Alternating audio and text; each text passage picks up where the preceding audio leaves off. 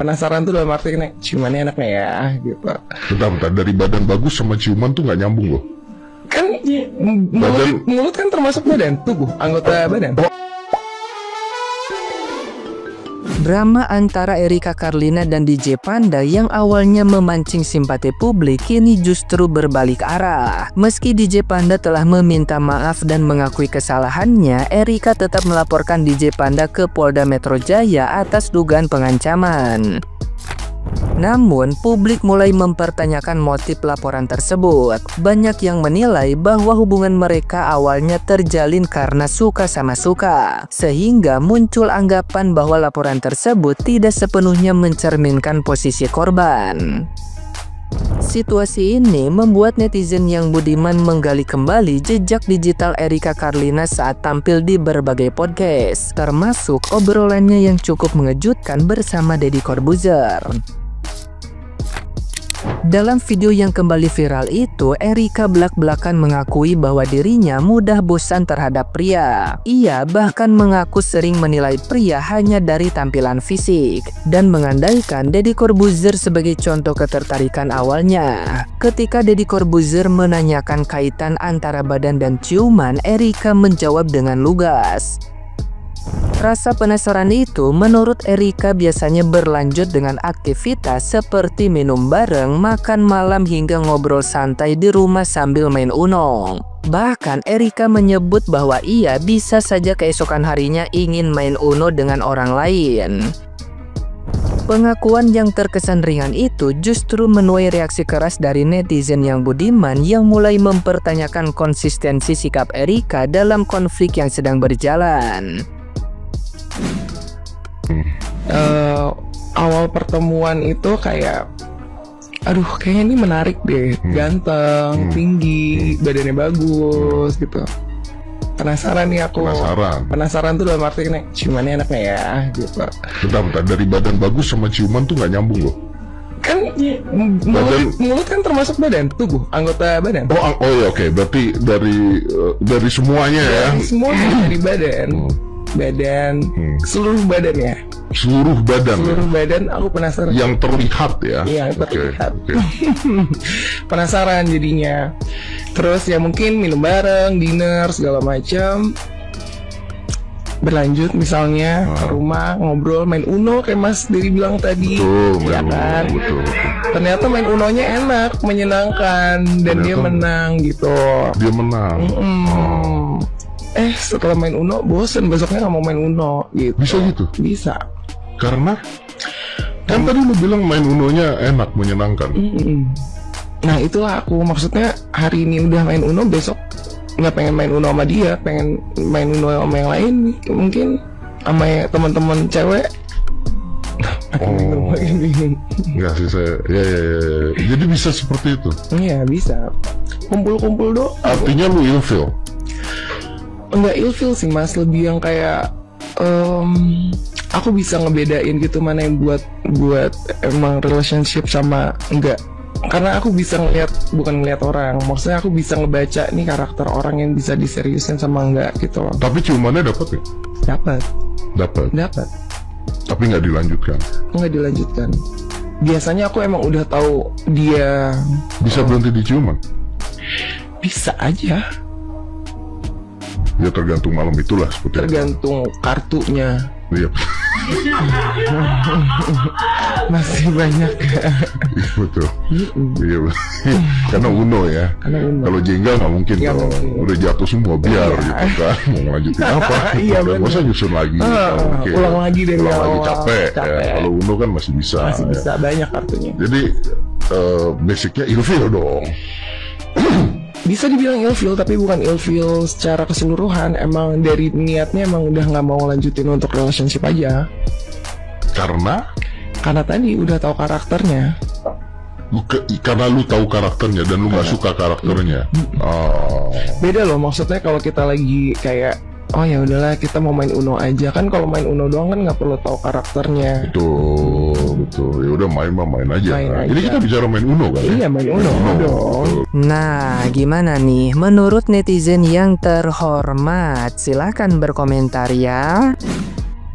awalnya di Cepanda ya dibenci, gara-gara nggak mau tanggung jawab. Dasar lo, laki-laki mau kondo lo, udah sosok kaya lo, nggak mau tanggung jawab, cancel semua kerjaan dia, miskinkan dia.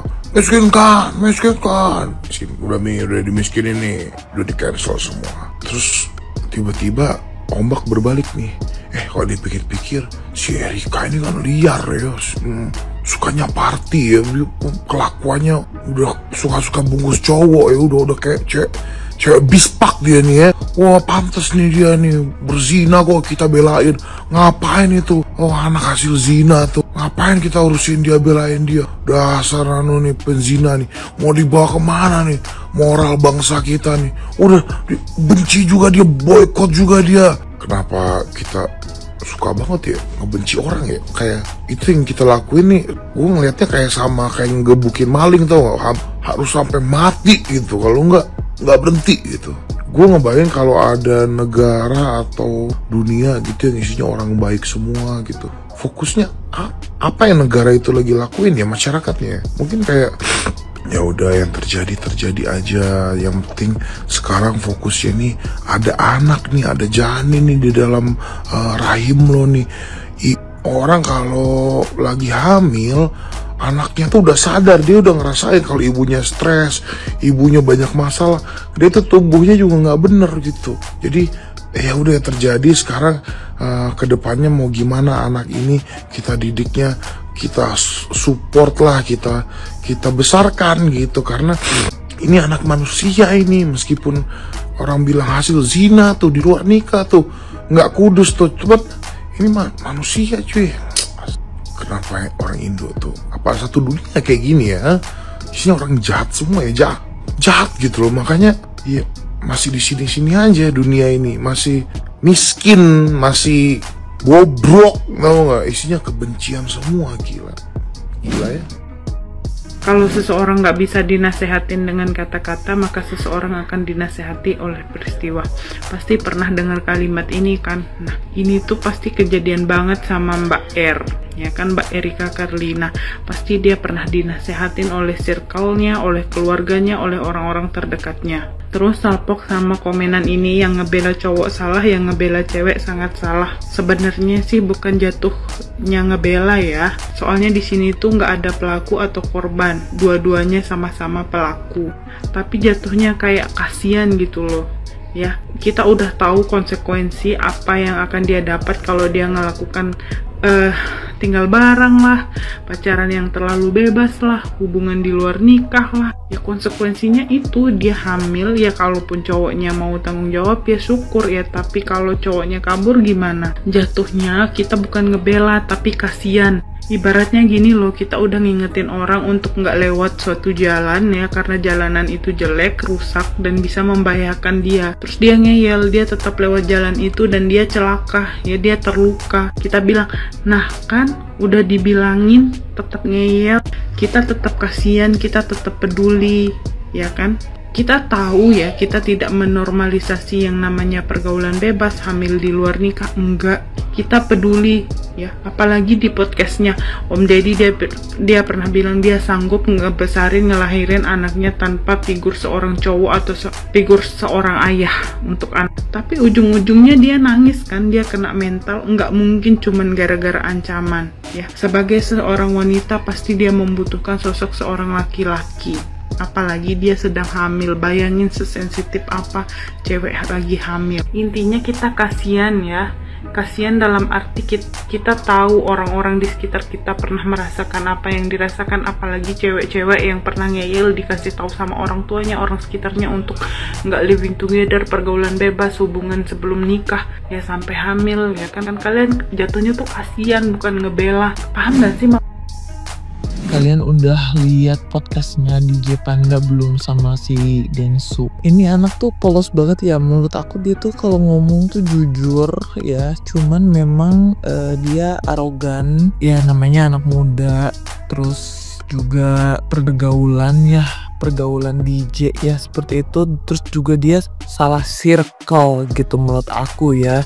Jadi ya ada beberapa yang sifat dia mungkin salah gitu ya, kayak ke si Brapi juga dia mengakui gitu salah. Cuman gue akuin jempol dia sebagai seseorang yang memang tidak baik ya, jiwa muda, tapi dia mau mengakui kesalahan dengan terus juga dengan masalahnya dengan Mbak R juga dia mengakui dia salah, dia mau bertanggung jawab, dan ternyata apa yang dikatain Mbak R juga benar ya, bahwa ada grup yang isinya 19 orang itu dan adanya pengancaman. Tapi kenapa ada pengancaman itu kita pun perlu tahu, jadi jangan dia udah ngancam dia jahat, enggak.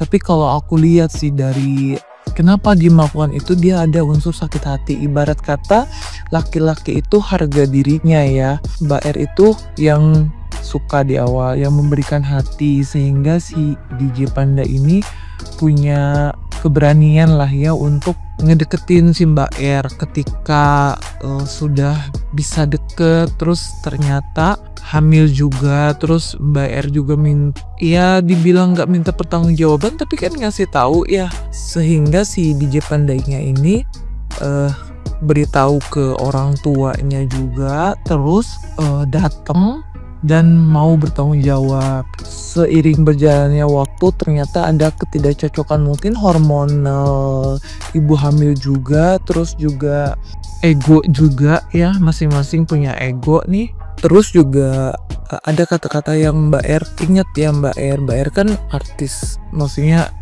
dari karir itu jauh di atasnya si DJ Panda ini. Terus Mbak R ada kata-kata yang kayak, kamu tahu nggak kamu jalan sama siapa? Nah itu kan menjatuhkan harga diri. Setelah itu dia menenangkan pikiran, tapi kan Mbak R-nya juga malah ngomong kayak, udahlah lebih baik aku nggak bisa terusin, mungkin lebih baik juga ini anaknya nggak tahu bapaknya siapa. Ibarat kata ini si DJ Panda udah